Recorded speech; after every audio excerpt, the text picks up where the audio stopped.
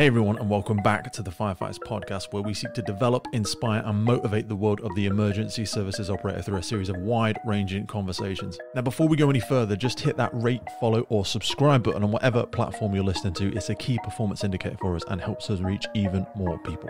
Now, here's what we've got for you today. G'day, Pete. Gerard, good morning, brother. How you doing? Thanks, mate. Yourself? I'm fantastic, my friend. Sorry about that. I had a little technical issue. I've had to switch back to just a different audio platform, but we should be rocking and rolling. We're all good now. No stress. Awesome. How's your world turning today, my friend? I know I kind of got confused before because you're heading into summer now. Everything's warming up over there. I speak to people internationally all the time, and it always seems to slip my mind that we're so worlds apart. Yeah. No, it's so we're coming into summer. Australia this summer has been flooding pretty epically. We go through some weather patterns dictated by the Indian Ocean and the Pacific Ocean, and they usually bring rain. And this year, both of them are bringing a heap of rain. So we've had a lot of flooding, especially in the state that I work in. And we've been sending a heap of people to help with those floods up to the impacted communities, which has been great for my organisation. To be able to get out there and help the community, but horrible for the people who are suffering from the floods. It's interesting to see the different sort of variations that we see in like climate and environment and stuff like that, and how we're having to sort of equip trucks for different kind of. I mean, what's flooding been like over there? Because people think of Australia and stuff like that, and I so commonly associate it with wildfires and stuff like that. But I suppose you still experience the length and breadth of different sort of climate changes over there. Yeah, we do. If it's not peak fire season, it's peak flood season. So you've got to be careful what you wish for here. Get the best of both worlds. It's either fires or floods. It's quite a dramatic climate that we have here. I don't know if you remember back in 2019, 2020, we had some of the worst bushfires I think this country's ever had, where it affected 3 states. I'm down South Australia, like in the southern part of the eastern side of Australia, in a state called Victoria, and we're horribly prone to bushfires. But that year, places in Queensland in the tropics were burning, which is so unlike Queensland. So when it comes to things like that, I mean, do you guys have crossover of skill sets, or do you kind of do a mentoring thing for them? How does it form a bigger part of your base level of training, the fact that you cover so much around wildfires? Because we were speaking to, who did I have on recently? We haven't put his episode out yet, but he was actually a Brit and went over and worked in Australia and joined there. And they were saying how they sort of switch out the equipment on the trucks depending on what time of year it is. And he was part of it when they started bringing in all the leaf blowers and stuff like that. And he worked in some sugarcane farms when he was younger over there as well. And you do a lot of controlled burns of like large crop on like a regular basis. He said they would do it either every month or every week, and it wasn't seen to be a scary or daunting thing if there was a whole field of crop on fire somewhere, because it might just be sort of a natural part of their farming. Yeah, for sure. Depends on what state you're in. So up in the northern states, to harvest sugarcane, you've got to burn it. We get a lot of stubble burns in our cropping areas where the farmers will burn all the stubble at the end of cropping to help put nutrients back into the ground. As far as our response goes, the organisation I work for is very interesting because it's very new. We only formed on the 1st of July 2020, and basically we brought together a Shire Brigade and a Metropolitan Brigade, and we made one statewide career fire service. Before that, both had a wildfire response.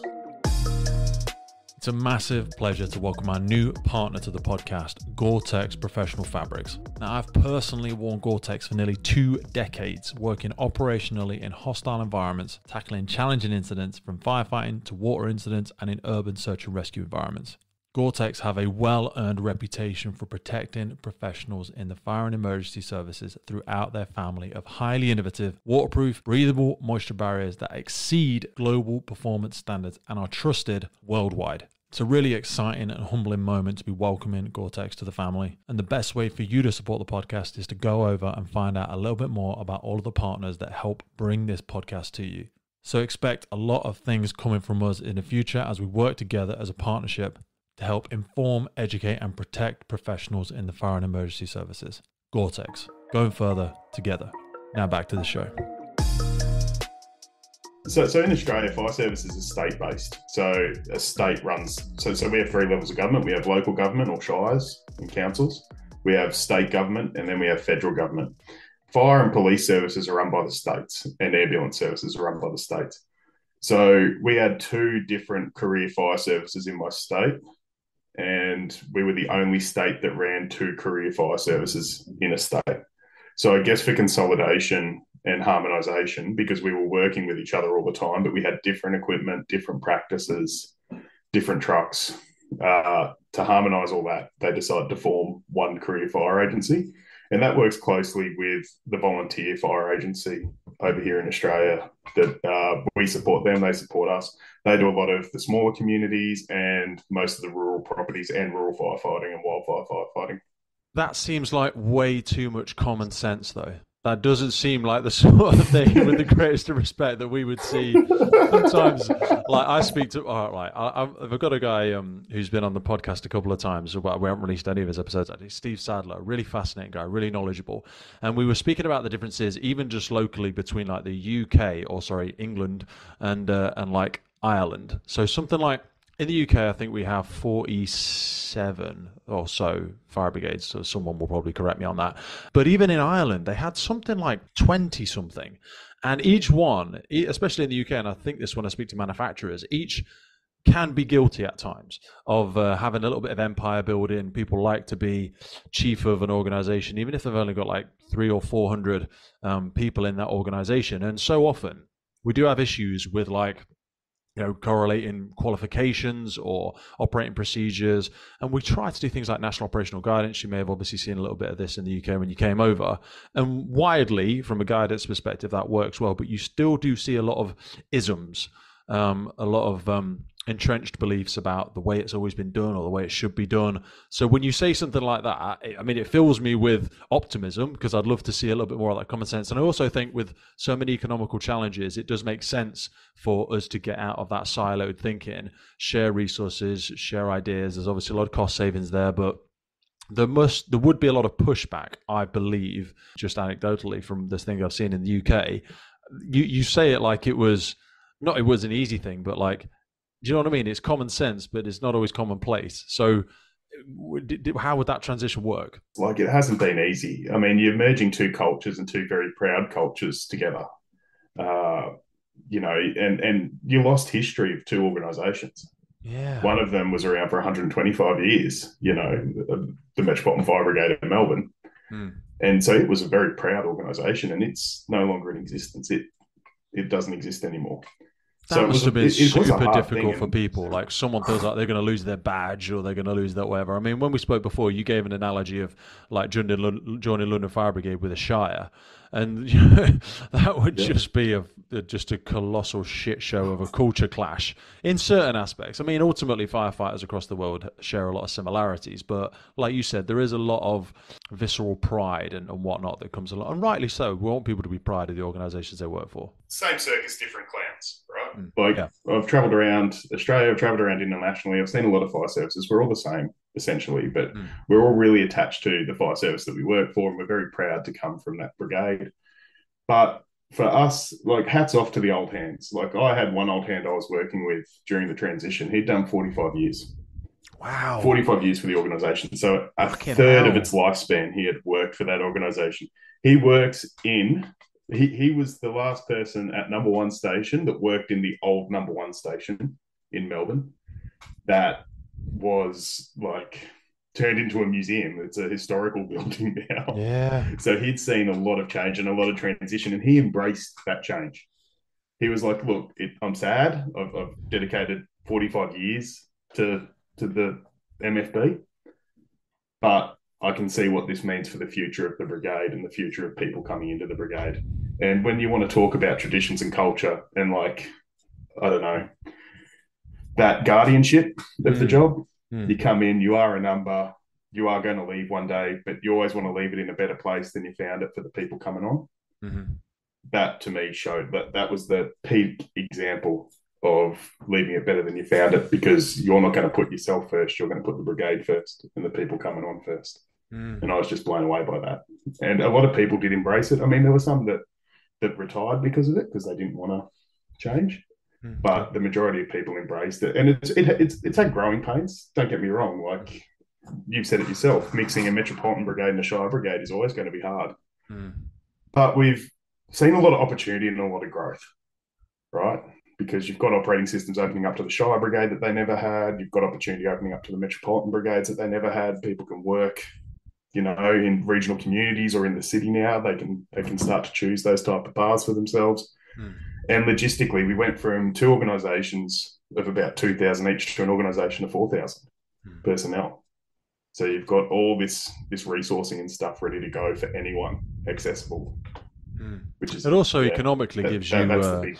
a bit more of a power. Perhaps power is probably not has negative connotations to it, but it's like you have more buying power with things that you invest in. You can have more elaborate training exercises, training departments, more investment in people. People can also see more opportunity to widen their career and travel all over the place, which can add to a richness of experience as well. So there are masses of benefits to it. And I do believe that's probably where we're eventually going to head in the UK. But that aspects of sort of acceptance of change or, embracing change can be very, very, very difficult for some people stuck in certain mindsets.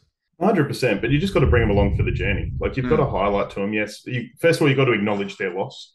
Mm. That's the big thing. Acknowledge the loss. Go, yeah, cool. Like we're not doing things like we did yesterday anymore, and that's hard and it sucks. Mm. But then you highlight the positives that are coming out of this. You highlight the opportunity, you highlight the growth, you highlight the development. I mean, we've got a training college and we're well over capacity. I'm currently stationed there teaching in the structural department, and we're probably at 125% capacity for the facility. Wow. But what that leads to is capital funding to go, cool, we're going to build new training grounds. Mm. And what are they going to look like? Like our training ground right now is pretty awesome. It probably needs a little bit more live fire because we've got a lot of gas simulation and not much live fire. Mm-hmm. And we're seeing some issue there. Oh, not issue. That's probably the wrong word to say. We're seeing we're seeing a disjointedness in understanding of fire behaviour from our recruit firefighters Mm-hmm. because they're not getting that experience of that heat and smoke as much as they would if we had a better live burn facility. But for our on shift firefighters to have a safe place to train that has lower carcinogens, lower contamination problems, all that kind of stuff, it's just brilliant because they can contextualize the environment because they've been in it.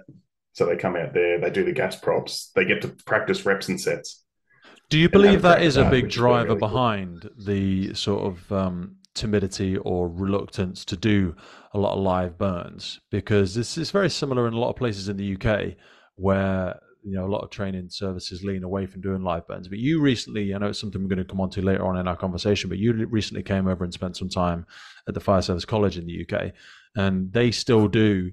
I was going to say almost predominantly, but almost exclusively, I think they only do live burns. I don't think they have. Exclusively. It was Yeah, exclusively. I was blown away. I was like, wow, this is like, yeah. that's Yeah. rare So though. I like mean, there's the something gas prop. about that Oh, environment and about where they're located. They're almost a law unto themselves. They're not surrounded by too much residential, which I think is some of the challenges with a lot of the other services where their training departments have just been surrounded by residential environments. But the Fire Service College still seem to be getting away with it. I don't want to say getting away with it like they're doing something wrong, but yeah, it's great that they still have that tradition of doing it that way. I think training methodologies is a huge thing that we're going to have to look at moving forward for the fire services. So you're my age, I think, in your mid-30s. Yeah, yeah, You've been in around 16 years, yeah? yep, So in that time, you would have noticed a drop-off in shouts, yeah? yep, 100%. Like going jobs, 100%. So our guys and girls are coming out now, and our guys and girls are probably getting exposed to less structure fires than you and me did when we first came out. And therefore, they're starting to lack a bit more of that experience. And if you look at a firefighter and you picture a triangle, right? Because we're the fire service, we've always got to talk in triangles. Love it. And the three elements of that firefighter's skill and ability would be their skill set. So, how good are they at doing tasks? Their knowledge, how much do they know about fires and the theory behind what they're doing and the machinery that they're using, and experience. And that triangle forms a surface area, and that surface area then becomes the firefighter, right? So now we're reducing people's experience. Well, we're not reducing people's experience. People's experience, we're not going to as many fires, so people have reduced experience. So how do we keep that triangle at the same surface area. We have to extend their skills and their knowledge. And the only way we can do that's through training. Now, we want them to train safely and we want them to train in a safe environment. I mean, you've probably lost mates to cancer. I've lost mates to cancer in my short career. And it's devastating. And like, it's the thing that's the number one thing that keeps me up at night now is firefighter cancer, because we're really big on it. Okay. But at the same time, we want to be competent and effective. And like, you've talked to John McDonough, and John always talks about being competent and effective over risk adverse. So for that, we probably need to have a mixture of modalities when we're delivering training. So a mixture of gas prop simulation and a mixture of live fire. I don't think it's an either or. I think it's a both together to be able to deliver a better experience for our trainees. I mean, when you talk about carbonaceous fires, you can talk about fuel loads, and they're not realistic. No. They're in non-combustible buildings. They're just 3 sheets of plywood, but they at least give you some realistic smoke movement. They give you some realistic heat, appreciable heat, and you can start to see what water does. And they're going to give you some negative feedback if you do the wrong thing. So they give you some more experience than the gas props do. But the gas props are great to do sets and reps once you have a context to base it on. No, absolutely. So, like you were saying, you're in your mid-30s now, but take us back to, because I feel like we've jumped forward there in a wonderful way. But like, you joined when you were 24, didn't you? So you were 23. 23, 24. This is back in 2012, and it was County Fire Authority when you first joined. What actually made you want to get into the job? Because you've obviously enjoyed sticking with it. Oh, mate, I've always wanted to do this. Like, this is all I can remember. I grew up behind a fire station in a small town that I grew up in. And we had the townies, or the retain station, across the road. And we had the Bush Fire Brigade, which is the volunteers, and they were both across the road from my house. So I grew up just looking at fire trucks and watching them turn out and standing out the front with my little fire helmet, hoping that they'd take me when they got shouts. Love it. Unfortunately, they didn't. Mum had to calm me down and tell me, they don't need your experience. Anyway, I kept going through school. And when I was a teenager, I read a book, Report from Engine Company 82 by Dennis Smith.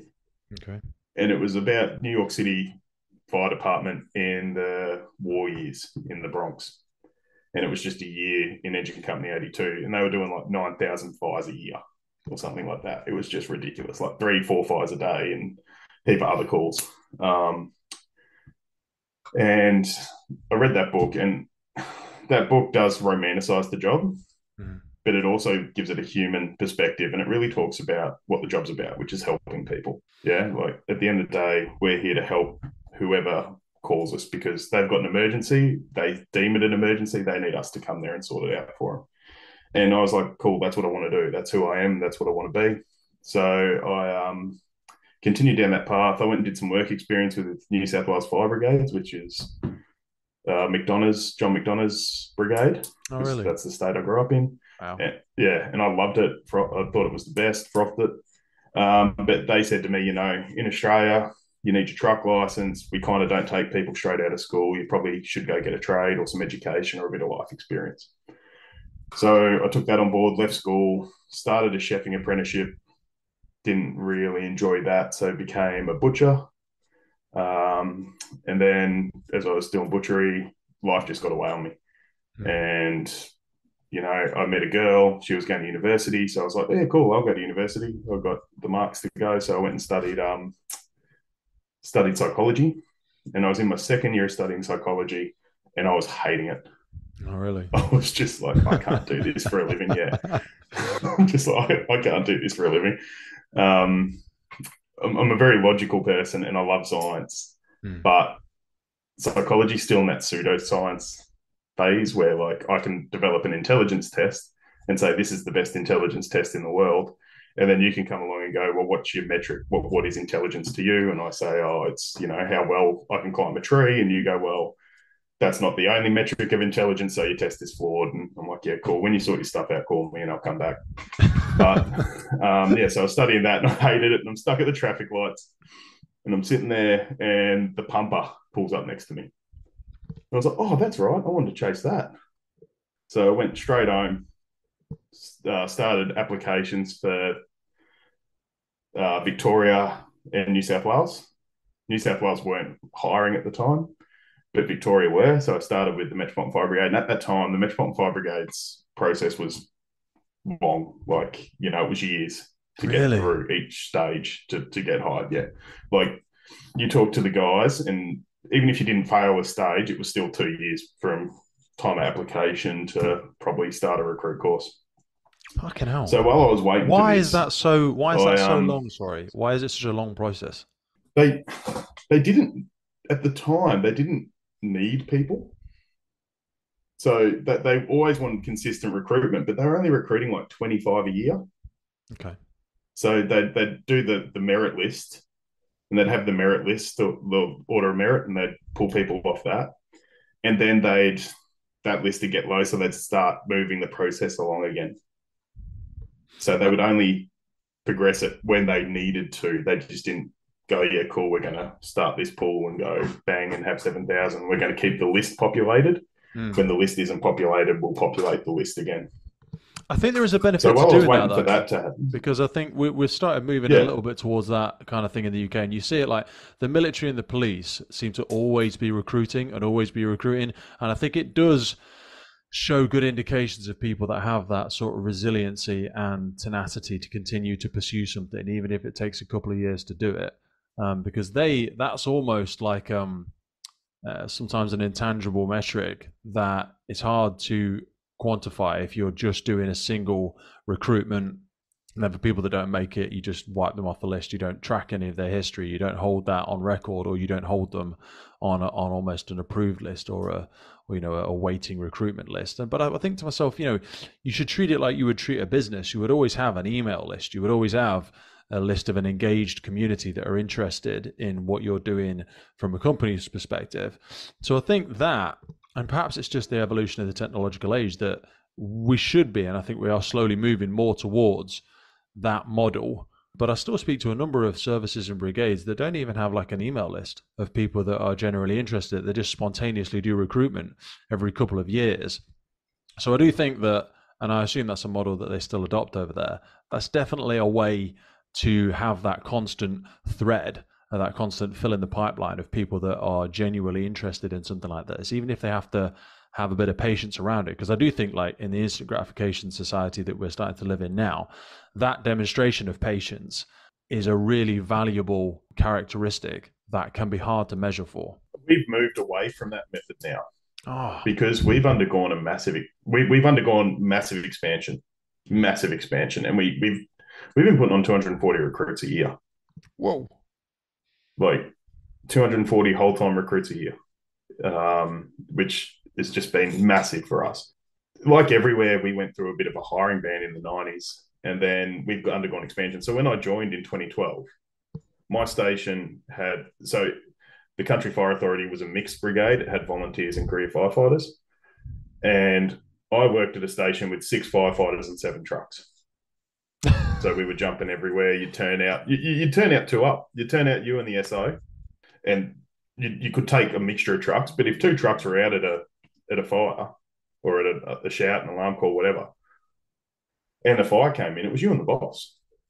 Wow. So you'd pull up, and the boss would go do their size up, and you grab the hose out, and the boss would come back and start putting some water in from the outside. You'd go grab a feed line, do a changeover, put your BA on, grab the hose line, try and get in there a little bit. Just the 2 of you? I mean, it made great firefighters, but just the 2 of them. And hopefully the volunteers would rock up by this stage, because the volunteers obviously have to drop what they're doing, get to the station, get dressed, get in a truck and come down. But if it was a weekday or something and the other truck was out, maybe you'd be on your own for 10, 15 minutes by just the 2 of you. Fighting a fire. See, that's kind of what we're accidentally moving a little bit towards now, because we're doing a lot of tactical response vehicles and smaller, more lightweight, theoretically more agile and effective vehicles. But we've always historically turned out with a minimum of 4, and it used to be sort of 5 when I first joined. So now that concept of moral pressure that comes with turning out with just you and a junior officer can be really daunting to people, because they feel like they could become subject to exactly what you've just said. But it's astonishing to hear that you've been doing it all that time, whereby, you turn up, it's just you and the boss, you're going to have to do the majority of the work potentially. And like, if it does come to, would you ever commit to structural firefighting with just the 2 of you there? Puts the crews in a precarious moral decision-making area. So Yeah. like sometimes yes, sometimes you have to. Sometimes like people have to do that. You'd never plan for it. You never want it. You'd always try and wait as long as you could. But you never know what you're turning up to. And it was awesome because you had to be good. You Mm. had to be efficient. You had to be proficient at your skill set, right? But it's no way to run a fire service. Okay. And it's no way to meet community expectations. It Mm. is horrible. Like we're now four in a primary across the job, and it's brilliant. And we're minimum 7 on the fire ground. Wow. Okay. So if we get a call, we're trying to put 7 career firefighters on that fire ground so that we have the staffing to complete the basic tasks. So you've got your BA board, you've got 2 crews, you've got a pump operator, you've got an officer. Mm. Everything can be done.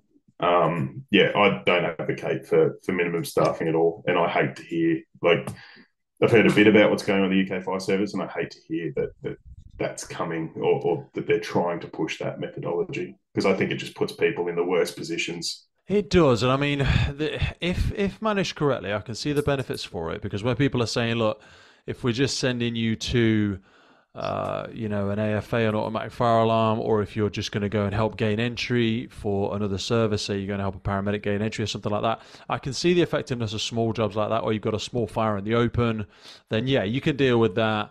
Just the two of you, a hose drill, whatever it might be, one tank of water and truck, you'll be fine. But ultimately, you don't really know what it is until you get there. And that's the point sometimes then when it's too late and people go, yeah, well, you just call for the makeup. But there have been those situations, and we're gonna be covering some of them hopefully on the podcast soon, about where people have turned up, just the two of them, and there are persons reported in a structural fire, and it becomes that, as we've alluded to already, that moral dilemma of the public are there, you want to send somebody in, you don't want to send anybody in alone, but the two of you are going to go in there. There's nobody outside. There's nobody managing the truck. There's nobody watching the water. There's nobody that knows you're in there. But are you still going to do it? Most probably, myself included, I would fucking do it. I'd get dragged off the coals when I got back, and I'd probably have to answer for my actions. But that worries me a little bit, and I feel like some firefighters feel like they're being set up to fail a little bit potentially. Oh, 100%, yeah. Like you don't want to put people in these positions where they have to make a decision like that, where it's like, okay, community. We've been having this discussion on my shift for a little while at the college in our structural firefighting department about what does the community expect us to do by versus what's our operational reality. Like what can we achieve with one pump and all that kind of stuff. And the argument always comes back to we need more people. Like we run 4, right? So we turn up to a house fire and helps 3-4 minutes away, usually coming into your area. But for those 3 or 4 minutes, you're on your own. So you're establishing a line, you're putting your wear on, but your pump operator is now trying to get water out, water in, and run the BA board. Right. So our accountability system straight there is really hard to start. Like we're on the back foot, you know what I mean? Yeah. By how much time have they had, how all that kind of stuff. And I just think, yeah, I think trying to lessen staffing, even though bean counters probably look at us and go, cool, well, I've got 4 people going to a small fire in a backyard that could be put out with 2 people and a light vehicle. But what if it isn't just that small fire in the backyard? What if it's a shed? What if it's a building? What if it's something else? What if it's spread to the property? Yeah. Exactly. We're our own worst enemy. Because if we're doing our job, we don't have any fires of consequence. Right? Like we don't have any big fires because we get there, we put them out, we smash them because we're well resourced and well staffed and all that kind of stuff. The guys and girls smash it every time. So the bean counters look at it and go, cool, we've got all these people on the payroll, but we don't really have bad fires. Yeah. So what do? Oh, okay, we'll cut staffing. And then what happens? Fires of consequence go up. Yeah, absolutely. You know what I mean? Yeah. But not only that, I mean, there's so many other factors involved there. For example, like where we are from a socioeconomic perspective, certainly in the UK, and I imagine a lot of places across the world post-COVID, is that a lot of companies are struggling. A lot of people are struggling with the cost of living and stuff like that. And inherently, what tends to happen when people have to start cutting corners is that their living state starts to lessen a little bit. They make silly mistakes. They try and save money in certain places, and it can at times walk hand in hand with just more human error and more silly mistakes and people living in a state that is not sustainable for them, and that concerns me because I think we will see more accidents in the home. I think we will see people being less cared for. We'll see, businesses and whatnot trying to cut costs and be more efficient with things. And I do anticipate that we'll see an increase in just the amount our communities need us over the coming years. And when I try and correlate that with the fact that we're losing a lot of experience and we're losing a lot of staff across the UK Fire and Rescue Service, we are recruiting heavily, but as we've alluded to already, we're having a lot of people come in with not a lot of experience. Not a lot of experience, exactly. That worries me because you're seeing, junior officers, crew managers, watch commanders, things like that, who perhaps have never been in a structural fire themselves. Doesn't make them bad at their job. It just means that they've got a narrower bandwidth of experience to draw from when in those very challenging decision-making moments.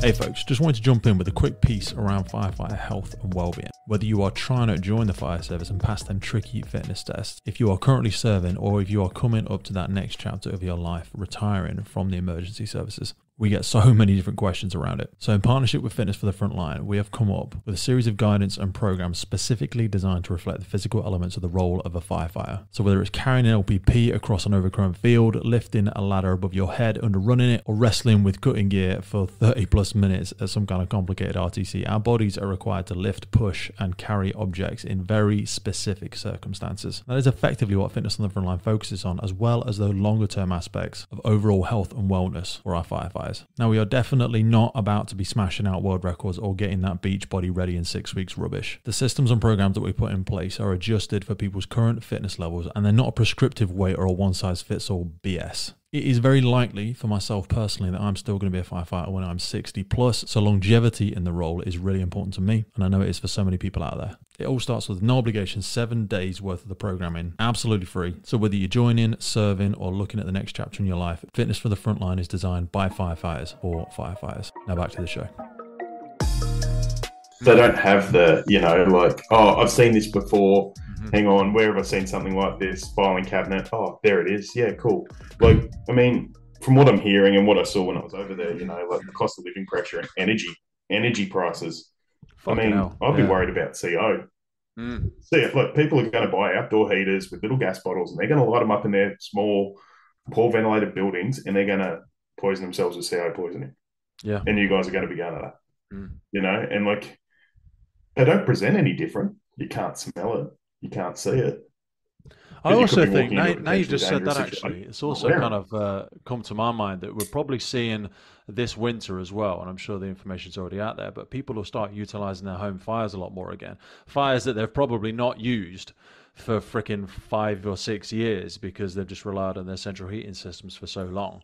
And I imagine we'll probably see some sort of a spike in chimney fires as well because people probably haven't had them swept in years. They're just an ornamental thing that they have in their living rooms. And then they're going to start throwing in, and trying to utilise them over what is looking like it's going to turn into quite a cold winter over here. So, yeah, I know we went down a little bit of a rabbit hole there, but I anticipate that will probably be something that we see climbing into. Now, I was just looking at some of the stuff. Here's a question. Go on, sorry. Yeah, go on. Just before you go on, just a quick question, because we don't get many chimney fires, but we do get some. What's the MO with the chimney fire over there? How do you guys operate? Is it water or are you using dry chem extinguishers? What are you doing?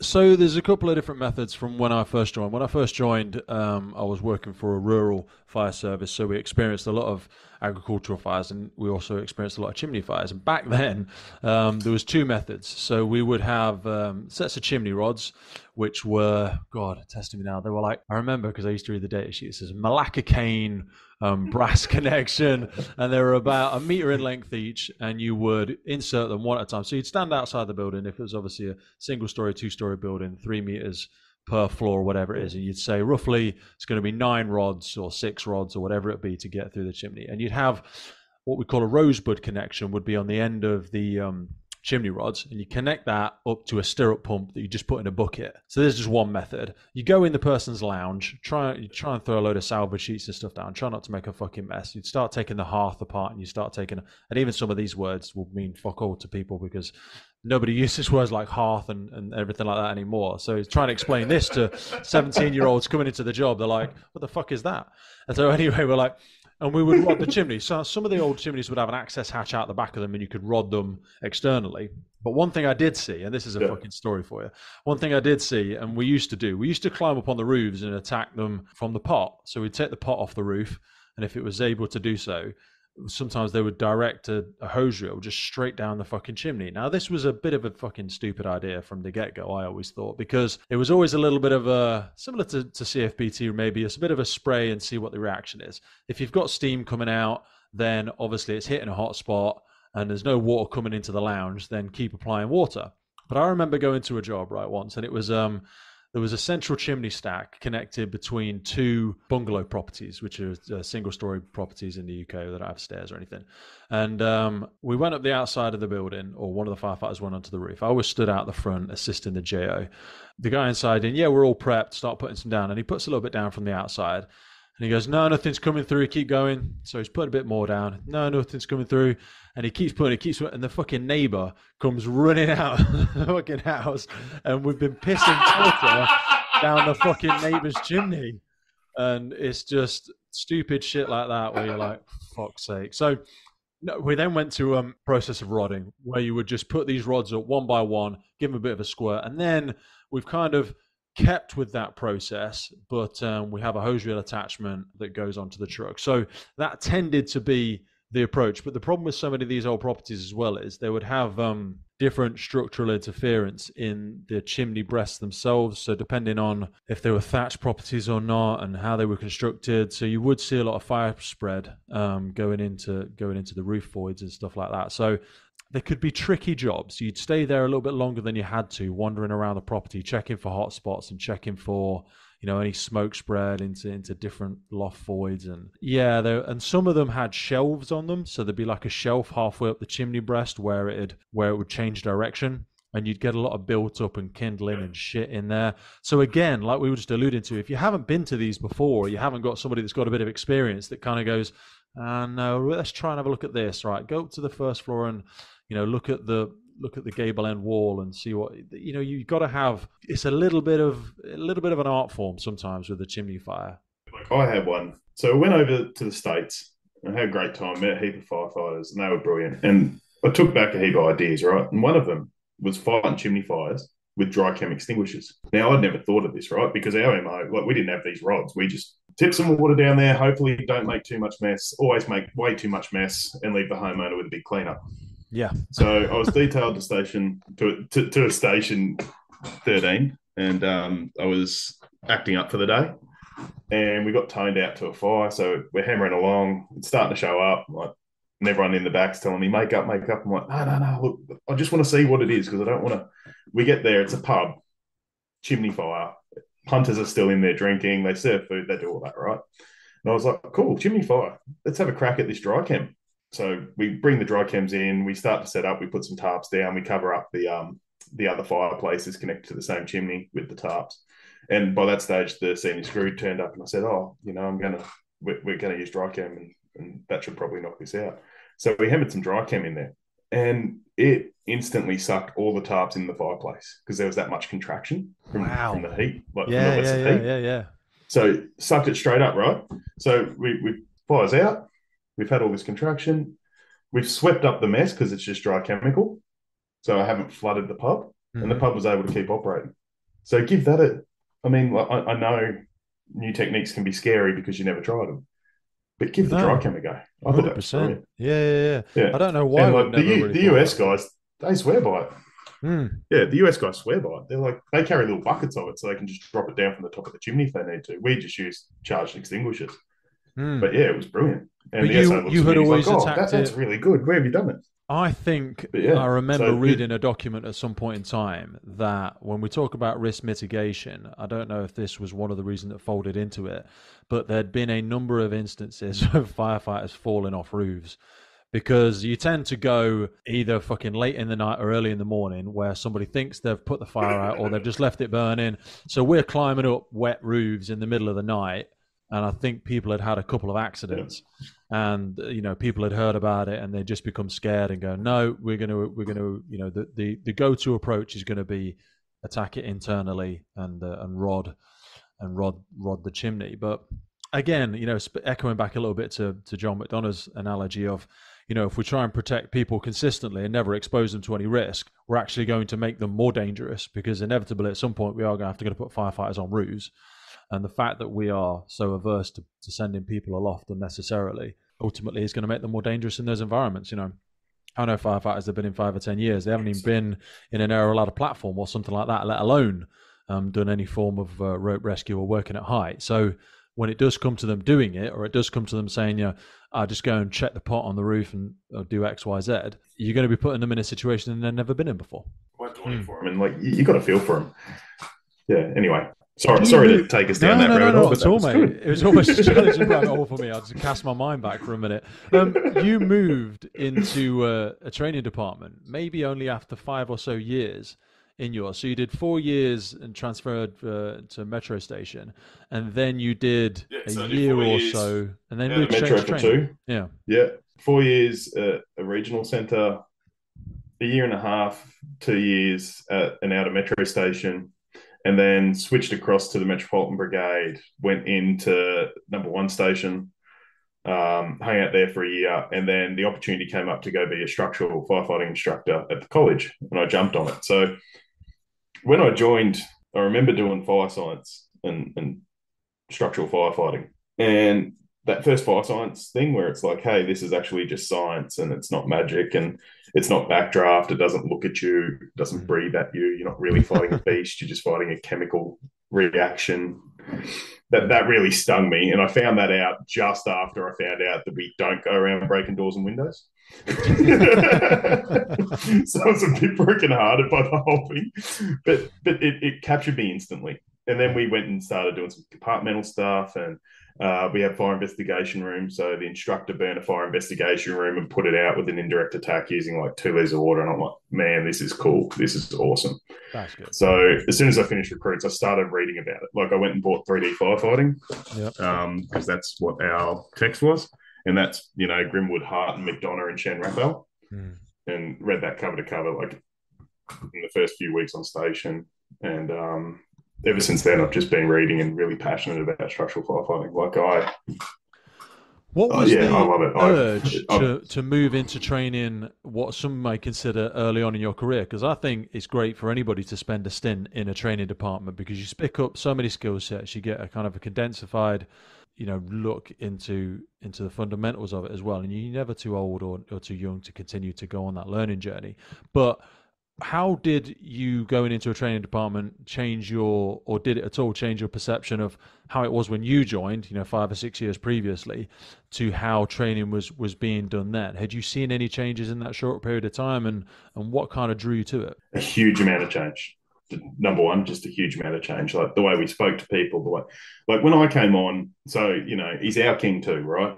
Our fire service is your fire service. Yeah, like we just carbon copied everything because we're you guys came out here and we've just continue the fight. So when I was trained, it was like a lot of just get in there, put the fire out, and very disjointed. So, you did BA and you did Ministry of Silly Walks, and then you did structural firefighting, but never the two shall meet, right? Okay. So then you're doing get to work drills, yeah, and you're there and you're like doing your Ministry of Silly Walk, and then someone's yelling at you to get low because you're in a fire and you've got to do some cooling, and then you've got to get up and do your Ministry of Silly Walk, and nothing ever really gelled. Okay. So when I came on the training department, because it was for a different brigade as well, so I'd changed brigades at this point. I wasn't working for the Rural Brigade, I was working for the Metropolitan Brigade, and their methodology of training was a lot more learner focused. Like it was an adult learning environment. We weren't just shouting and yelling at you for no reason. We were trying to help you be better. Like that was our goal. You don't have to call me my rank out here when we're in the PLE on our turn. You can call me whatever you want. I want you focusing on what we're doing here. I want you learning how to do this job safely and how to do it really well. So like the whole methodology of training had changed from being like shut up and do as you're told to, hey, how can I help you? Does that make sense? It makes sense, and there's two schools of thought there. For me, I like the idea that it's not dictatorial, and I like the idea that you obviously have an open learning platform that people can feel comfortable asking questions and being curious. But there is the other side of the coin, which I've heard, is that it can sometimes breed a lack of discipline. Now, discipline again is a contentious word. People think of it as being told off or having done something wrong. But I think of discipline in a sense of self-discipline. I think of it in a sense of, professionalism, for want of a better description, which also kind of works in terms of like, I always say to people, there's freedom in discipline. And what I mean by that, while they seem juxtaposed, is like, if you have the ability to be self-disciplined, there's a tremendous amount of freedom that you can paint outside of the lines, because it's always underlined by a sense of self-discipline, by a sense of values and morals and non-negotiables. But I have seen in certain training departments in certain organizations a point whereby people can begin to have a lack of respect for the profession, for want of one thing, and then sometimes they can struggle when they do arrive on a station, that they think everything can be questioned. And because in training, it's all training, obviously it sounds stupid to say that, but like, it's all simulation.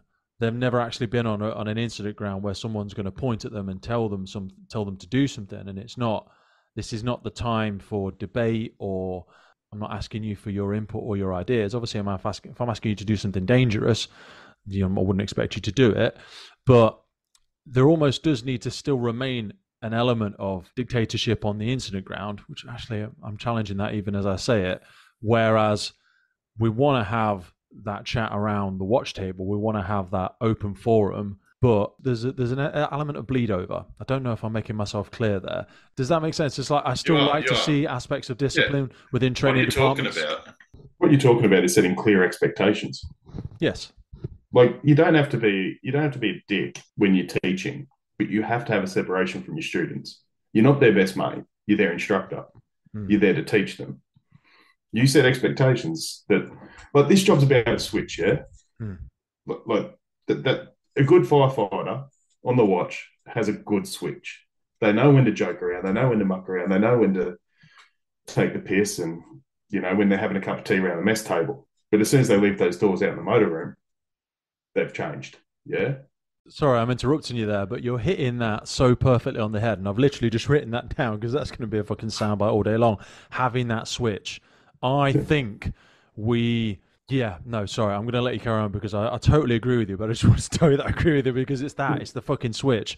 I think some people can't clearly differentiate between, like, and you see it, like sometimes if we're sitting on a truck in traffic and you're like, we are in the public now, so you should consciously be aware of things that you might be saying with the fucking window. Stop. Yeah. Do it when we get back to the truck. Stop talking and saying what you're saying. Yeah, we'll say that when we get back home. We'll talk about whatever we like. Yeah. Sorry, carry on. And you talk about this all the time in your podcast. We've got closed doors, and we should open them up a bit more. Like, the station is the community's fire station. The truck is the community's fire truck. Absolutely. But if we want to have those discussions, you can have them behind closed doors. But anyway, so you've got to set expectations for these people, right? And like, I had an old SSO who's retired from the job now, but he had one of the best sayings, and I tell it to everyone that I can: don't make the joke a job, but don't take the job like a joke. Fucking love that. Give it to me again, because don't make the joke a joke. That's love. Don't make the joke a job, but don't take the job like a joke. Yeah, 100%. Love it. But and to me, that's brilliant. And like with setting expectations, I mean, I give the recruits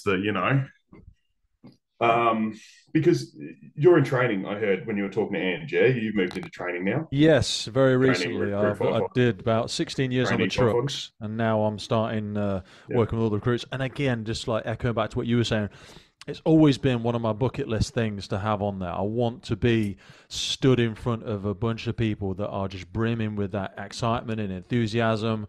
And I'm just that fucking eternal student. I'm the kid that's asking the questions that no one else maybe thinks to ask or is too embarrassed to ask. I've got no ego or humility. I'm just like, I want to be in that environment, and it's a tremendous privilege. I'll be doing all of my tickets over the next 12 months. And yeah, I'm probably where you were a number of years ago. You know, I've been and done a series of things in between that. But sorry, yeah, I'm super excited to be coming into that.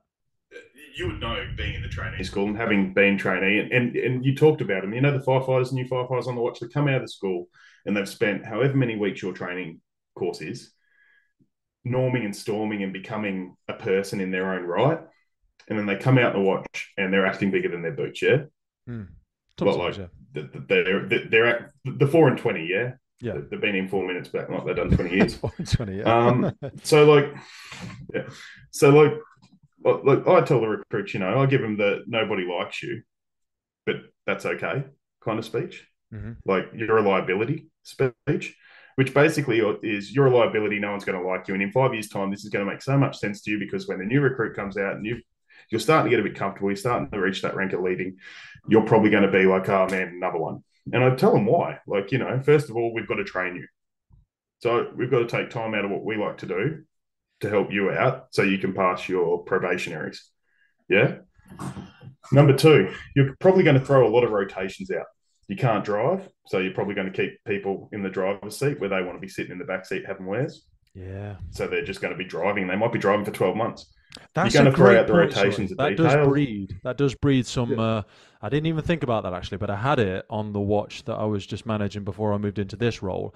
And to be honest, like, can we just peer off there for a second? I want to ask you about driving. Is driving a mandatory skill set in your brigade? Because it's not in a lot of the services in the UK. It's an optional skill set that you can take on board. But I think we are rapidly moving towards a point in the UK Fire and Rescue Service where we're not going to have enough fucking drivers because we don't pay you more to drive. And actually, you're risking your own license. I mean, it was always a dream for me. I was like, I want to drive the fire engine. And I did it for 10 years and I loved it. But I see a lot of recruits coming in now and I'm like, hey, you know, we'll do this. And after a couple of years, you'll be able to do your driving. And they're like, oh, no, I have no interest in driving. And I'm like, shit, you know, I never anticipated people wouldn't want to drive the trucks. Well, drive operate's mandatory for us. Every member of the crew has to have a qualified firefighter. Ah, you see, we should do that. So we work on recruit FF1, FF2, FF3 qualified. So to be a qualified firefighter, you need to be a drive operator. Right. So it is one of our. So when we stuck to national operational standards, we used to say you have to do your NOSs. You have to do 3, 4, 5, and 6 to be a competent firefighter, and then. Oh, God, I wish I hadn't said this now. I'm testing myself. I think Firefighter 9, National Occupational Standards, someone's going to tell me I'm wrong here. I think Firefighter 9 was driving. It's a fucking long time since I did it. But people, no, Firefighter 9 is your watch manager assessments. But anyway, it was either 7 or 8 or something like that, was your driving, and it was optional. You didn't get paid anymore to do it. As soon as you did 3, 4, 5, and 6, you get your competent pay. And they didn't have to do driving. And I don't know who the fuck missed that out of the contract, but it was a real miss. And it was never a problem for a long time because people wanted to drive. But I know I'm repeating myself here, but I feel like we're going to get to a point where we've just accidentally created a beast there because people aren't going to want to drive. And echoing back to what you were saying, let's bring it back to that conversation, is that people start to begrudge it because they're like, I'm fucking driving every tour. I don't want to fucking drive all the time. Because actually, as you have alluded to in like the two responding analogy, the driver's a big responsibility. They're doing the comms, they're doing the BA board, they're doing the fucking pumping, they're running down the street in the middle of the night trying to find a fucking hydrant. It's a tough job. You're almost the IC's second hand, to be honest, because you're in the front with them, talking about strategy en route, talking about approach. It's a big job. It's a responsibility. Yeah, you come in support resource as well as pump operation as well as BA safety. Like, you are doing so much, and like, don't get me wrong, I love a steer. Like, it's one of the reasons that I don't want to promote yet, because I'm still having too much fun driving, sitting in the back seat, driving, sitting in the back seat, driving, sitting in the back seat. Yeah. When I get sick of doing those things, I'll stop. But like, coming back to the conversation, so you know, we've got to train you, and we've got to take time out of our watch to train you, and that's cool. But if you're a dick, it isn't. You're going to probably throw out our rotations around the truck because someone's going to have to drive because you can't. You're going to have, like, we have to keep an eye on you at all times to make sure you don't lick a PowerPoint or something. Yeah, because you're new in the job, you don't know how to look out for dangers. Yeah, and you're going to cut into me overtime. Mm-hmm. Yeah, and you're going to throw me out on detail more because we can't detail you out of the station because. Yes, so like, mate, that's a great shout. We're having that a lot. Yeah. So like, if you come on the watch and you come in with this attitude that you're amazing or that whatever, like, you're just not paying the respect. whatever it is, you know. Yeah, I covered this on a recent episode. Like, we're not going to bully you. No, I said like you just be a great firefighter to start with. No one cares that you know how many rungs are on the ladder or that you know the exact pumping capacity or whatever. Nobody cares about that. They want to know how big the fuel tank on the fan is, because you know that's important. Yeah, are you helping out with the station scrub? You know, are you chipping in when it's time to get your arms in the sink? Do you know what I mean? Are you on top of the station test? Yeah, like, so are you presenting yourself? Are you 5 minutes early for parade? You said it a while back on that same podcast. Get good at mopping the floors, because you know how to do that. I don't need to show you how to do that. I don't need to take time out of my day to help you with that. Yeah, and that's paying back a little bit of paying back a little bit to the people on the watch who are putting in for you. Yeah, we're a team, and team means that you have to put in as well. And it's okay that you're a liability. Yeah, we're going to work on you. But if you're a liability with an attitude, it makes it really hard for us to want to. Yeah, but I also think, do you know what I mean? Like, to station. Like when they say a village child. I'm probably going to get charged for this. Nah. But when I say, the old analogy of a village raises a child, when I see watches and stuff, if they do unfortunately turn against a recruit, or there's a little bit of frustration based on one of the many things that you've articulated there, I think that when you're sending your recruit back to training school and stuff like that, that is a reflection of your watch. That person is going as a representation of how you've looked after them, how you've developed them. And if they are struggling or failing in a certain capacity, that's a reflection of you as a team. And there's no point standing there going, oh, they don't fucking listen, or they don't this, or they don't that. Well, then what have you done about it? Do you know what I mean? But it can be very difficult with the different mindsets of different ages. They're our liability, and we have to own them.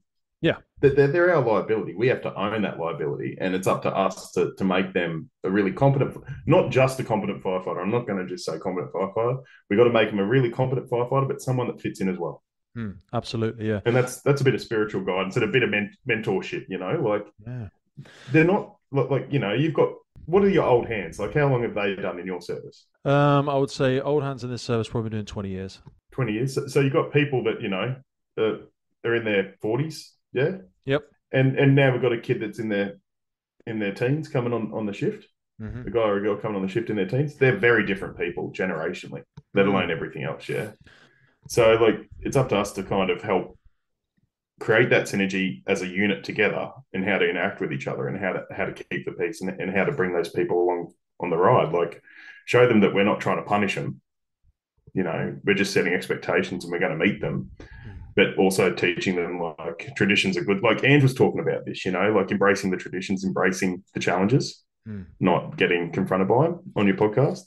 And I was like, wow, that's really awesome. When we're thinking about different learning styles and different cultural differences, and like the way that people have been raised in the 21st century, and you said earlier, sorry, that you were a butcher before this, and then you tried to do a little bit of time at uni, but you'd done some hands-on jobs. You'd worked in shops as a younger person, probably being treated and spoken to in ways that people won't have those character building moments as much anymore. So how was it different so we said the training was different, when you started in the training department from when you first joined. Have you seen any changes in sort of learning styles, or even, for want of a better description, like holes in people's personal development? Because you and I growing up as kids is different to people growing up now. Like, for example, my youngest son is doing his driving lessons at the minute. He may not, or certainly my daughter, she's 10, she may not do lessons in a car that like I did. She may learn in an electric car.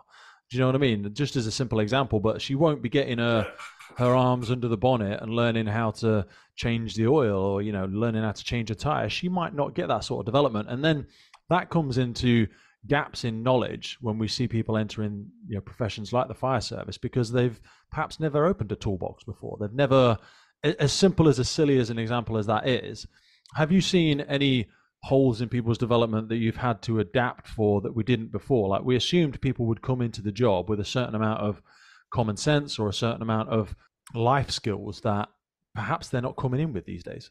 100%. Like take it back 15, 20 years ago, it was mainly tradies, yeah?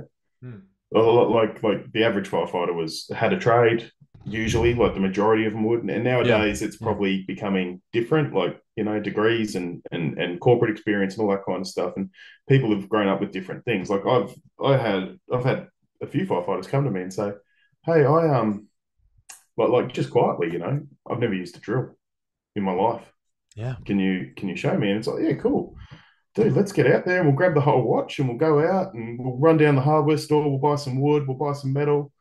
Yeah, We'll but you're drill some doing that, stuff. or We'll put some your screws example there, in." sorry, is one of which where they're on the station, and I hear feedback Yeah. sometimes when you have Oh, a sorry. I recruit get what you're arrive on saying. Like station and they training go, school. yeah, and they go, oh fucking hell, you didn't cover any of this at training school. What do you mean you don't know what a monkey wrench is? What do you mean you don't know what Stilson wrench or mole grips or whatever it is? Well, we never used to cover that in Yeah, training school. We just assumed people knew what they were. for us, I think that's changed a bit.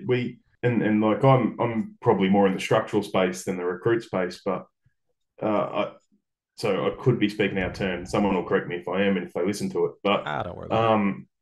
we do go through we do go through the toolboxes with them and stuff. Yeah. But we also pump them full of everything in 18 weeks, right? So they might see a drill. Yep, these are the drills. These are like we give them an angle grinder and we teach them. We sign them off on an angle grinder ticket. I know that. We might pull out all the tools in the toolbox, but we might not actually use them all, like a pair of pliers or something like that. Like you might not get to use a wrench and that, but you will see it on the recruit course. But they don't learn proficiency on it or competency on it. How about things like Except for the angle construction grinder and and the stuff power like that? tools. Do you go into depth about construction with any of your recruits? Because this is just stuff that's been racing through my head as I've entered into the department. When we talk about reference points on a building, floors, door frames, joists, gable ends, eaves, things like that, whatever it might be. Actually, we don't necessarily teach that at any real point, I don't think, unless you read it in a case study or unless you are interested enough to go and read a book on building construction. We don't talk about it, really. It's not something we cover. We don't cover at training school. We don't go into the depth of the US, though, right? Like US building construction is a huge thing. And like they've written some amazing books. Problem is, our houses are built pretty differently to some of their houses. Like we don't do balloon frame or anything like that, right? Yeah. But they'll go into it in fire travel. We do touch on it. So have you heard of a bloke called Shen Raphael? Shen's brilliant, mate. He's a legend. And when you speak to him, you have to speak to him about his methodology of reading the fire that him and Ben go into in their book, Reading the Fire, around BSAF. And the first part's the building or where the fire exists, right? And it teaches you how to read that building in terms of age of construction, layout, materials, occupancy, voids and shafts, all that kind of stuff. So that you're taking that into account. But as far as depth goes, modern construction uses gang nails and laminated timber and all that kind of stuff. So it doesn't hold up to fire as much. We're not going into like how a truss roof is cantilevered or anything like that. We're giving enough. Yeah, because it could always be better. Like building construction is such a big point.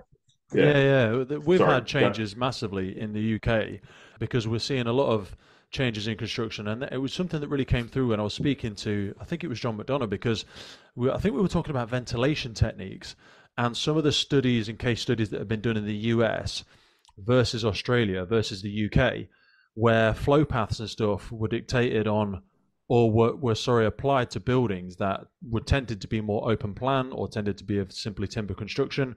Whereas when you flip that into the UK, where we see a lot more smaller compartments, first and foremost, we see a lot of obviously brick built constructions in the UK, whereas the construction methods were very different from continent to continent. And unknowingly, that led to a difference in the way that firefighting techniques have been developed. And it was something that really came out when they then started to do a lot more international sharing and a lot of the stuff that came through 3D firefighting, because their nozzle techniques and things like that were based on certain construction that didn't exist in other parts of Europe or other parts of the world. So some of that hasn't kept up to date with the construction changes that have happened in the UK. So like we see a lot of people smashing out walls in the UK and having a lot of open plan homes, and that will change the way that we approach a fire. That should change people's approaches when it comes 100%. To ventilation. But a lot of that won't be won't be factored for, even just in terms of like changes in double glazing. I mean, he was saying even in today that a lot of Australia will still have a lot of single glazed properties because they didn't have the challenges, or they didn't have the climate like we have in the UK, where we get really cold winters, or it's predominantly wet all year round. So ventilation techniques will change massively because properties won't have naturally ventilated. They won't have created those vertical or horizontal vents through a window break, and that again will have to change the incident commander's approach. And I don't think we spend much time embedding that knowledge in people, including myself. I mean, I'm still super green, even though my dad ran a construction company for like 40 years. My construction knowledge is still nowhere near so many people that I speak to. Well, even in that example there that you're talking about, right? Like, we're not even thinking about. So we base everything on the traditional compartmental fire curve. Yeah, not traditional. Sorry, just the compartmental fire behaviour curve. The little graph with heat release rate over time, and it's a bell curve, and it goes up. And then if we limit the ventilation, it only goes up certain amounts, and then it drops down. If we increase the ventilation, it'll just skyrocket again, and that kind of stuff. Yeah, we base most of our fire behaviour training on that curve. That curve only exists, and I'm probably going to get yelled at here by someone, but that curve can only exist in certain compartments, right? Yeah, that's what I mean. Those case studies with all the thermal indicators were done in certain environments. Well, you can't have that uniform compartment temperature. And like John Chubb is a great mate of mine, and he was out here in Australia, came and visited, and because he had a firefighter that he used to work with that works for my service now, so he came down to see him, and we went to the training college, and we got talking about this, and where does it top out? And like, if you ask like Grimwood, who I think Paul's one of the smartest men going around in fire behaviour training, that compartmental fire behaviour technique, that compartmental fire behaviour curve that we base everything on, is about 70 to 100 square metres, right? As soon as it's over that, we're moving into this travelling fire curve, right, where we're going to have less, because it's got such a large space, it's got more access to oxygen, it's able to exhaust better if it's got the openings. Yeah. Fire development's going to be driven more by fuel arrangement rather than by flashover. Because by the time something's getting fully involved, something's gone into decay. You're not getting that uniform temperature. So our methodologies have to change around fighting those fires. And that's where we're probably looking at more of the jets into the overpressure, to do a bit of surface and a bit of gas cooling at the same time until we can get there and put it out. I mean, like, at the end of the day, we've got to be effective. So rule 1, be effective. Rule 1.1, be efficient. And that's how I look at it. I saw this. We need to put that fire out. I saw this really stand out to me. We've just released, or it might be coming out this weekend, I can't remember, a case study around Leo's supermarket, where the death of Fleur Lombard, who was the first female firefighter to die in wartime. Just a couple of weeks after Blaney, yeah? Yeah. And that was just a couple of weeks after Blaney, yeah. That was a perfect example of, it was obviously a supermarket, so a much wider floor plan, a much more open spaced environment, very high fire loading, but it had not theoretically, it already ventilated. There was two very large entrances into the supermarket, and it had also ventilated vertically, but they still experienced a flashover in the environment due to rapid fire progression. Rapid fire progression. Like it was rapid fire progression. And it was something that came out in the case study and in the outcomes, and that kind of shone a light on the fact that, again, not all rules can be applied in a situation like that. When you say, oh well, it's ventilated from 3 points, so the likelihood is extremely unlikely. And I mean, just the fact that they sent them in with guidelines at all was still extremely. But it's still extremely likely. Like, it can still happen. Yeah, but it's not the whole compartment flashing over. It's not moving at the speed that a flashover moves at. Do you know what I mean? It's being controlled a lot by fuel arrangement and those type of things. So you're still going to get very significant fires. You're going to get higher heat release rates. You've got more fuel. You've got more oxygen getting involved in these fires. So you're going to have these really big fires. But we have to change our methodology. Your little gas cools aren't doing much there. And like John, right now in the structural firefighting world, or the CFB2 world, there's this big conversation going on around the UL studies, if you've had a look at them. The fire attack studies. And like, it showed that, like their studies have shown that straight stream cooling cool temperatures greater, but it used more water and all this kind of stuff. So there's massive debate going on in the background, and it seems to be an either-or debate.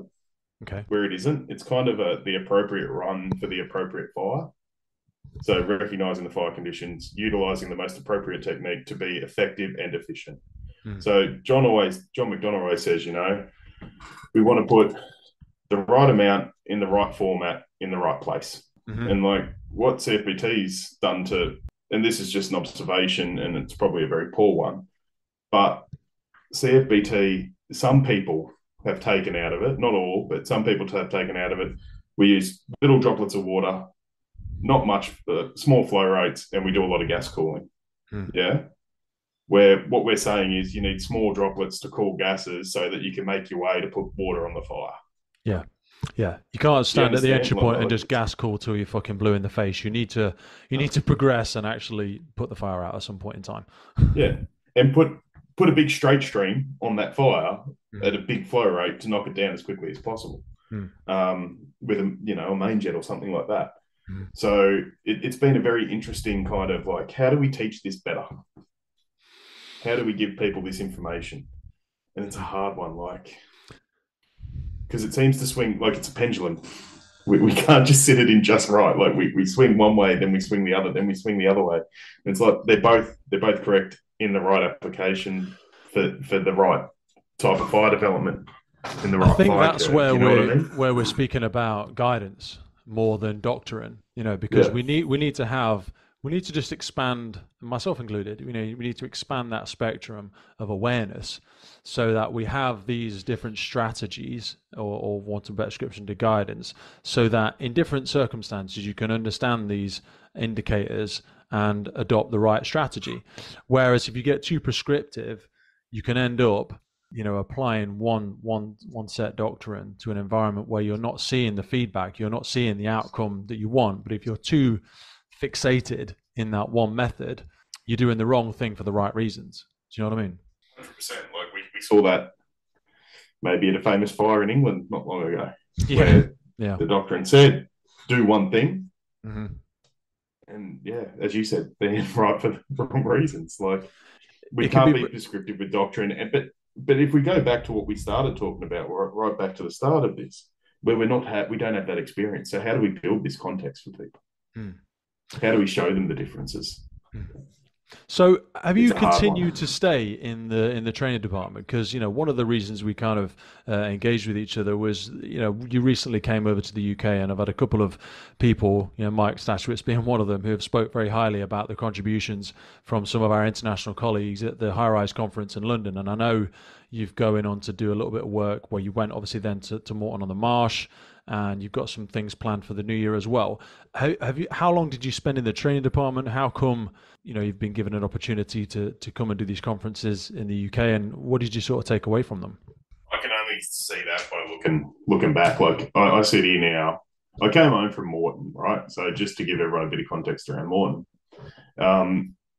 the Fire Services College and GLOCO and Elkhart sponsored a conference on high-rise firefighting to be held at Moreton on Marsh, and it had international instructors from all around the world. We had Spain, we had Italy, we had myself from Australia, we had Ireland, we had Germany, we had the USA, we had England, we had UK. We had people from everywhere around the world coming to Moreton, and I remember sitting there like days before the conference when we're comparing firefighting techniques, going, "How did I get here?" Yeah. I'm looking around like, here I am. Like there was a bad joke. Like we had a training fire in one of the props at Moreton, and an Australian, an Irishman, an American, and an Italian were on a hose line together. That just sounds like a great start to a bad joke. But like I remember looking around going, how did I get here? And like so go back. So I went to training. I'm really passionate about training. To answer the first question on do I stay in training, I don't. I float in and out, and I think that's really important. I think if you don't know what's happening on the watch, if you're not going to real fires, if you're just preaching from the hymn book that you've been given as the training manual, and you're not accounting for people's lived experiences. So, like as John said, we have a lot of single glazed windows and a lot of tiles roofs here in Australia. So a lot of our buildings can vent before we get here. So when we first introduced this aspect of gas cooling, people were like, I've never been to a fire with a neutral plane. I've only ever been to fires that are blowing out the back windows and out the roof, and we go in there and there's no smoke above me. Yeah. Whereas for us, everything we go to, really, you open the door and there's a fucking neutral plane. And we use that as an indicator. That's we're looking for it to tell us what to do next. Whereas over there, you can be in for 20 years and never see one. Yeah, so you can't turn around to that person and go, "No, you're talking rubbish," because they've had a lived experience. And then you've lost them. You've got to go, yeah, cool. Lost them, yeah. Yeah, and you've lost them straight away. They come back from the college and they go, they don't even know what they're talking about. Some young bloke who's only done a few years in the job's telling me that I've got to be doing this gas cooling stuff when I've never even seen this neutral plane thing he's talking about. So, it's all rubbish and 3% of fires, and you just lose all credibility. So if you're jumping between the school and the watch, and you're out there and you're living the experiences with them, you're agreeing with them, you're saying, look, cool, you've been to all these fires, and that's 100% how you fight them, how you fought them, all that kind of stuff.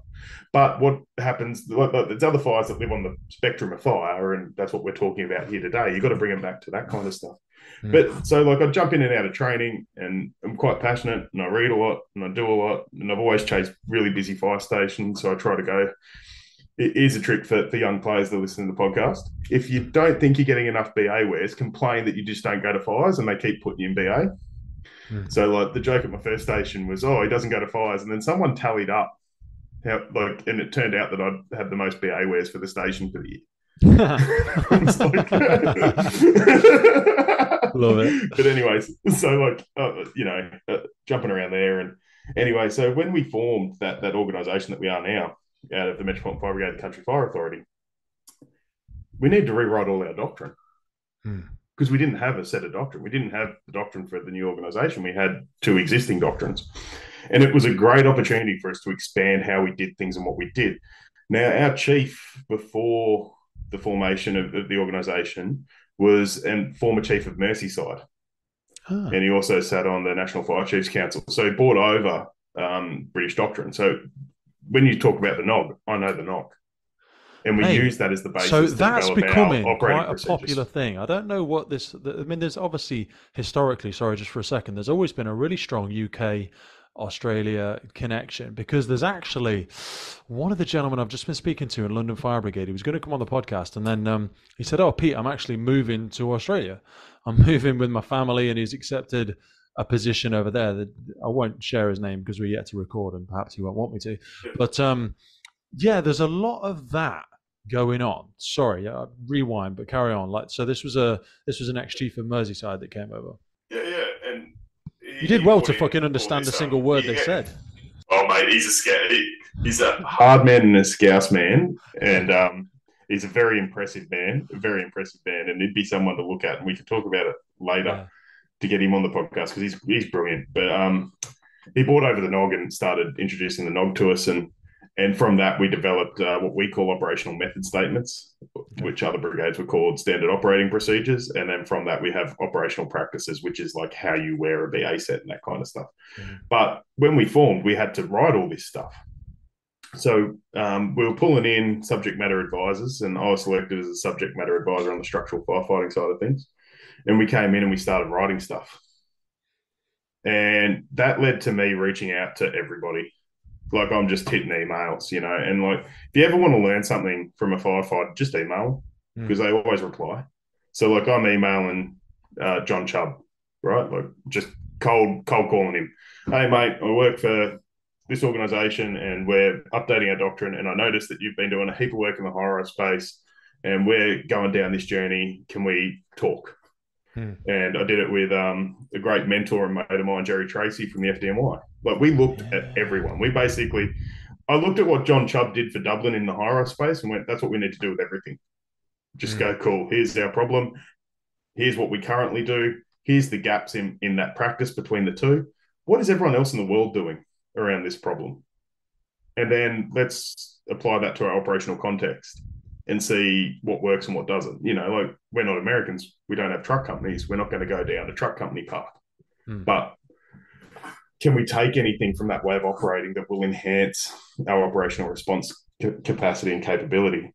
And so that led to me then getting invited to the Tall Building Conference by Fire XIFE, bloke called Russ Timpson over there runs it. And he just reached out and said, hey, like all these people you've been talking to said that, you're a pretty cool guy to listen to and talk with. Do you want to come over here and just pause me there for a second? Talk? What rank are you that you're doing all this? I'm a leading firefighter. So that is awesome that you're because there's a thing that happens sometimes. So we're trying to, and just pause for a second. So we're trying to bring in more firefighters as part-time instructors because there's something written at some point in time, or there was an assumption that you need to be a leading firefighter or a crew manager or a watch commander to be able to start being involved with supporting on policy, supporting on training methods, going to professional development conferences and things like that. And it accidentally alienates some people who are actually most passionate, like firefighters and leading firefighters, who are most passionate about the job and who are perhaps most got their finger on the pulse of what's really happening out there and can accelerate that feedback loop and get what we actually need, versus people that have perhaps been off the trucks for a long time. It's like saying, oh, you need to wait till you're a DAC or a station commander or a group manager or whatever the terminology is in different services. But some of those people aren't necessarily the best placed with the most recent and up-to-date knowledge, or even the most accessible to utilize, like going back to their station and putting in place some of these and trialing different methods. They're not necessarily best placed to do it, but it sounds as though, even just as an LF, not saying just as, but like you were given those opportunities. I just wanted to pause for a second because I think that's a really wonderful thing to do. And I've got to reach out to some great station officers, senior station officers, and what we call commanders, who've had my back and supported me and gone, hey, man, like, you know what you're talking about. You're the one on the pointy end. Come in. And like without the backing of those ranking officers, I would not be anywhere where I am. Like, for instance, so did you have any pushback on that, though? That I do internationally. Did you have any pushback on that? Was there any people who were like, I didn't, but the who the fuck is Gerard? Why is he getting these opportunities? Because there can be an element of that. People going, we're on fucking shift all the time. He keeps fucking off doing all this stuff, pissing about all over the country or whatever. Did you ever get any of that? And how did you deal with it? I get asked, like, why you? And I say, because I work. Like, what are you doing? You're sitting on shift. Like, don't get me wrong. If I'm completely honest, I don't want to be an instructor. Okay. I want to sit on the watch. I want to sit on the watch. I didn't join the job to sit at the training college and teach people about fires. I joined the job to sit on the watch and go to fires. But I believe that we can be doing it better. So I have two options. I can sit on the watch and complain, or I can do something about it. And I'm going to choose to do something about it every day of the week. No, you see, that's not what most people do. That's not the approach. It's easier to sit back and bitch about it. I've seen. Seems to be very popular. 100%. Yeah. So I put myself out there, and so I pay for a lot of my stuff out of my own pocket. But what that's given back to me is massive. But for the first England one, the organisation came to the table. Now, when I talk about senior officers having my back, the senior station officer who really believed in me saw that I had this opportunity, knew that I couldn't afford it, and said, all right, we'll try and go through the brigade to send you, right? This senior station officer was on his commander's course. I'm holidaying in the USA after going to FDIC, and now I'm just like cranking on over there, going to fire stations and seeing mad sites and doing New York and LA and all that. This bloke is on his commander's course, fighting for me to go represent the organisation in London. Wow. That's the backing. That's the support I have. So, like, a couple of things. I don't know nothing. I just, learn lots and think lots. And so nothing I say is, an original thought. It's all come from people like John McDonough, Jerry Tracy, John Chubb, all those type of people. They've had a massive influence on my life. And I'm supported heavily by people. But when I came back from England, the organisation spent money sending me there, so they want their pound of flesh on the way home, yeah?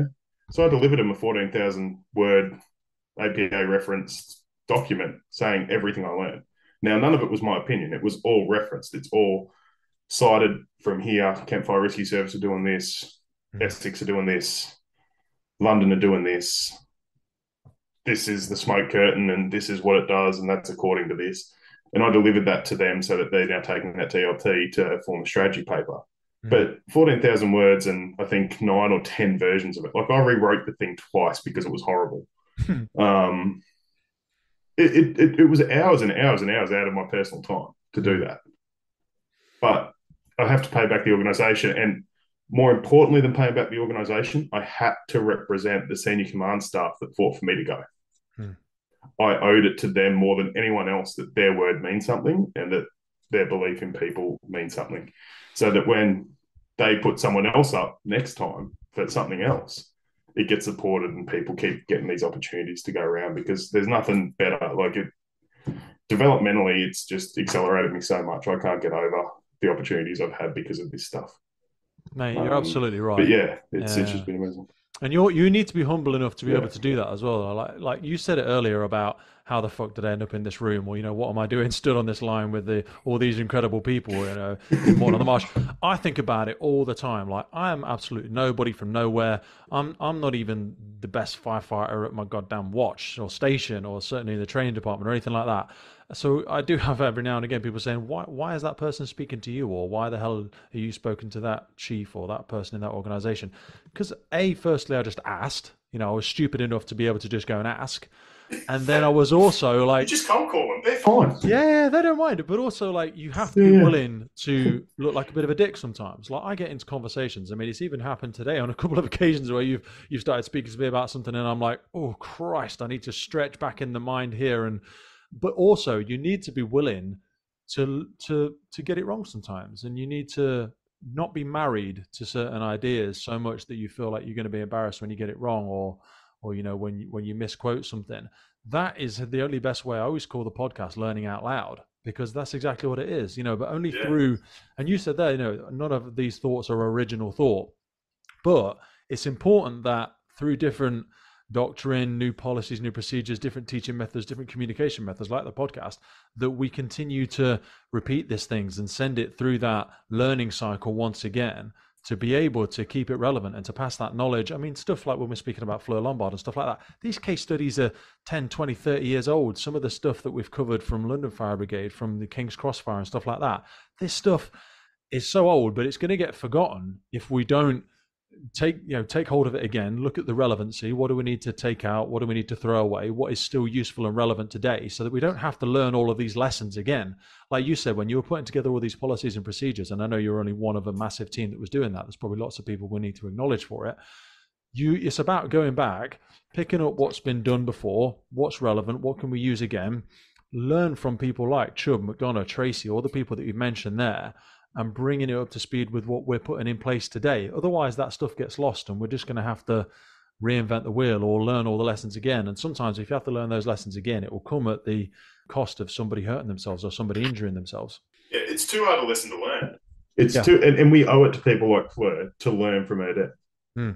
Like we owe it to her. Like she's made this sacrifice. Unfortunately, she was the one that was just in the wrong seat at the wrong time, Yeah. And she was doing the best job she could with the knowledge she had. But we owe it to them to do everything we can to learn as much as we can from their deaths. And it's a big thing in America when they talk about their debriefs. Like, there's never blame. It's not who did wrong, it's what went wrong and how can we learn from it. And that's a massive thing. And like, I don't know, like maybe our culture's probably placed too much blame on it on us. But like, I don't know. I think it has in the UK. I'm speaking a bit out of turn here. No, I agree with you. It's actually more and more difficult for me to get hold of really valuable debriefs these days, because people are so worried and protective about who's going to get positioned in blame and who's going to get sued, who's going to get it. And I'm like, we close down all the doors and we almost what's the word I'm looking for? We black out so much of these reports that in doing so, we also black out the lessons. We hold back, we don't share things publicly about where these lessons can be learned. And that echoes back to this aspect of so many services operating in silos. Sometimes they don't even share the lessons with each other. Somebody will have an injury or somebody will have a near miss. There's a calculation, isn't there? How many near misses are equal to one life-changing injury? There's a correlation between that. But if we're not sharing the near misses, we're not sharing the accidents that almost could have been, we're setting somebody up for a failure, because there's a lesson to be learned there and we're not sharing that. And that's the whole thing again about having these types of conversations with people like you. I want to take down that fear of committing professional suicide. And we've both kind of mentioned it through this conversation, like, oh God, someone might have a problem with me saying this, or somebody might, send me an email off the back of this. I'm like, look, we need to forgive each other a little bit more. We need to give each other a little bit of space to step outside the lines and know that it's not done out of malice. We're not sharing this information because we're trying to embarrass anybody or misquote anybody or anything like that. Through both of us, and it's all the conversations that I have with the best of the knowledge that we have at this moment in time. We are fallible. We are human. We will make mistakes. We will misquote things, but it comes from a place of trying to share this knowledge. We've been out into the wilderness, we've collected a few useful nuggets, and we're trying to bring them back and share them with everybody else so that they haven't got to go out there and hurt themselves and have those costs that we've alluded to already.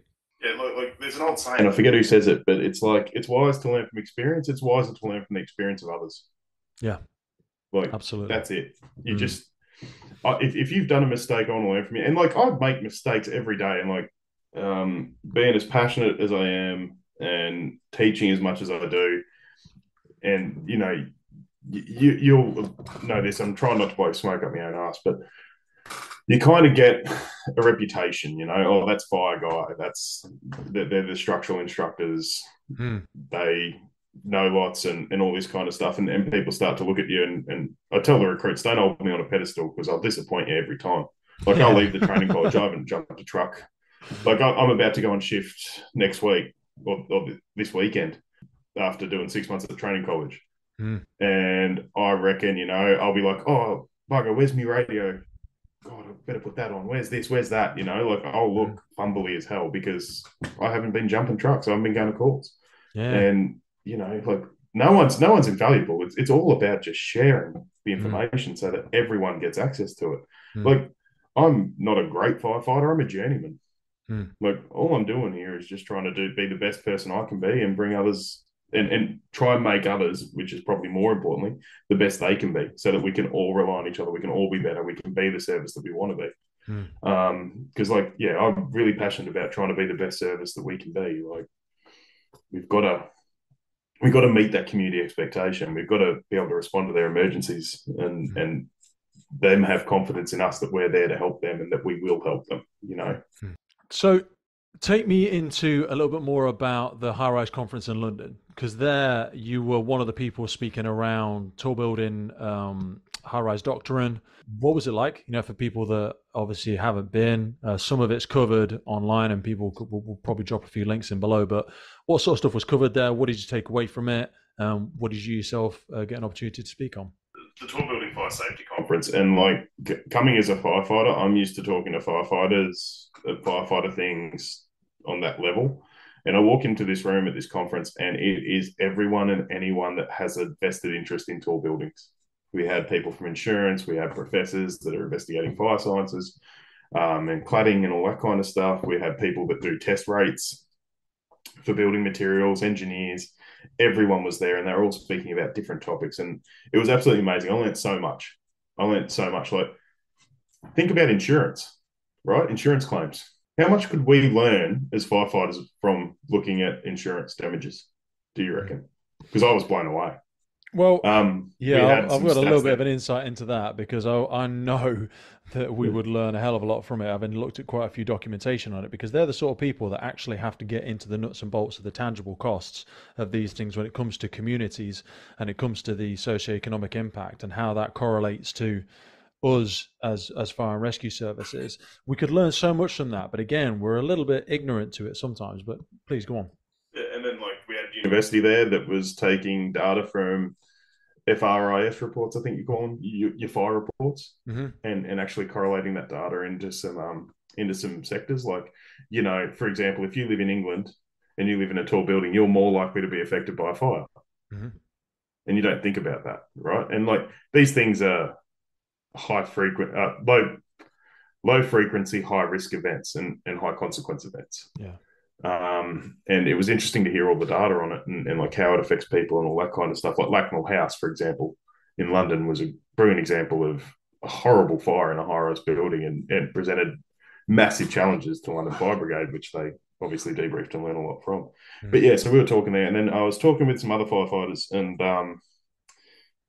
these guys are like, look, before the conference, Russ, the organizer, who's also an ex-firefighter and a tall building expert, got all the firefighters on together. It was hilarious, right? I'm sitting there with Michael Wright, Peter McBride, and Brent Brooks on a Zoom call, and they're all introducing themselves to me. I'm like, you guys don't need to introduce yourselves to me. I read your stuff. I know who you guys are. Like, yeah, and like, so they got to present on their varied subjects of expertise, and so like when I got asked, I was like, what am I going to talk about? Like, how am I going to walk into a room with like Brent Brooks, who's captain of Toronto high rise unit, and like going to high rise fires pretty much daily and doing some amazing things with extinguishment and water.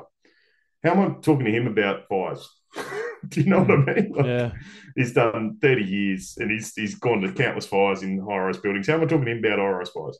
So I was like, all right, what can you talk about? Because I work in the CBD and I do go to these fires quite a bit. Quite a bit by Australian standards. It's still not as much as these other people. I still don't have the depth of knowledge they do. So what can I talk about? I can talk about plagiarism, yeah? So I can talk about how I reach out to them and gather all their information and then put it against our operational context to develop high-rise policy and then the challenges of enacting that high-rise policy and doing that cultural shift into a new way of operation. So my talk was on how to develop high-rise policy for an organisation. Like, I couldn't say what we did because what I did here in Australia is completely different to the buildings you have over there. Like, single staircases are extremely rare here, and they have so many other fire safety considerations, passive and active systems in them. Like to allow them to be a single stair. Like, I can't get the sprinklers. Like, anything over 7 stories here is sprinklered with a wet pipe system. Really? We have wet risers. We don't do dry. Like, I just couldn't get over the building system there. So it's pointless me going there and saying, hey, this is what we wrote, because it's all based on Australian building codes and Australian building standards. So I went with, here's the journey we went on when we wrote stuff. And why am I speaking about it as an LF? Well, I'm the lowest rank that can act up into the officer's seat. So I might be the first arriving on this. And what's written in this doctrine directly affects me because I'm the one walking through the door. So, like, for all of the firefighters out there that are like, oh, we're reading doctrine again, dude, it's what you're meant to be doing. It's what's going to keep you safe. Yeah. It's what's been written from lessons like Fleur. It's what's been written from research. You need to know it. I know it's boring. I know it's like, oh, why do we need to do it? But you need to have the discipline to read it and then the discipline to follow it so that we can have safe and effective operations on the fireground. So that's what I talked about there. And like Phil Bailey was there. He was a panelist on one of the roundtables. Phil works for Kent Fire Rescue, and he's an amazing man. And he's done so much doctrine stuff in his time, and he gave me big props for it, which was brilliant. But I was shitting myself, mate. Like, as I said, I talk to firefighters. I don't talk to academics.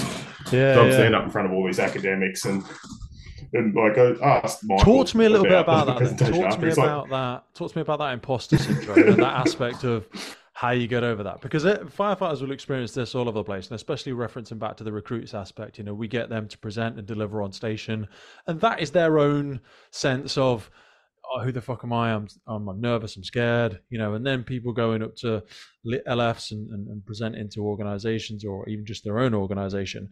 How did you get over that imposter syndrome? I mean, you've been in 15, 16 years, but you're still early on in your career, hopefully not even halfway. How did you deal with that personally? Just go there for a minute for me. Yeah, so like I've only been in 10. Oh, sorry, I just correct you because I don't want to be one of these guys getting around saying I've been in longer than I have. I've only been 10.